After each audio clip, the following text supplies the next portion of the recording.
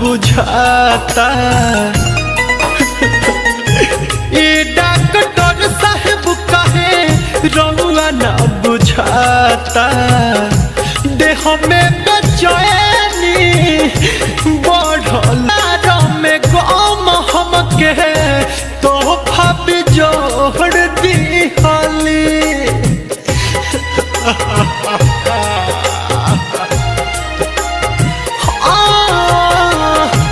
कोई ना गलती कौन हो तब हमके छोड़ दिहली प्यारों में गम हमके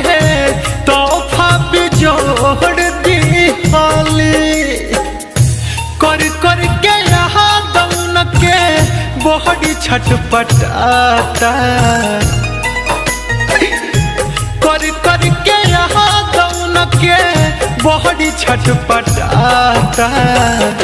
छाती चिर के दिल हवे निकल दी दुखाता छाती चिर के दिल हवे निकल दी दुखाता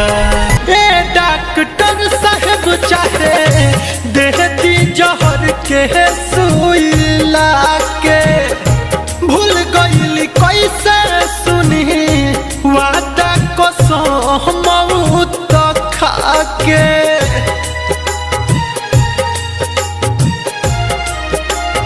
हो ए डॉक्टर साहब चाहे देती जहर के सुई लाके भूल गईली कैसे सुनी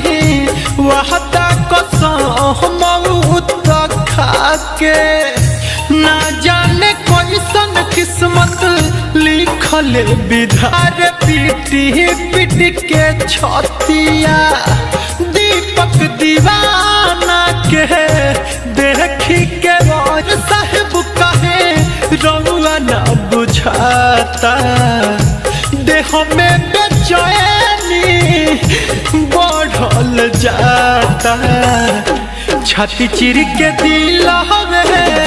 निकल दी दुखाता छाती चिर के दिल हवे निकल दी दुखाता।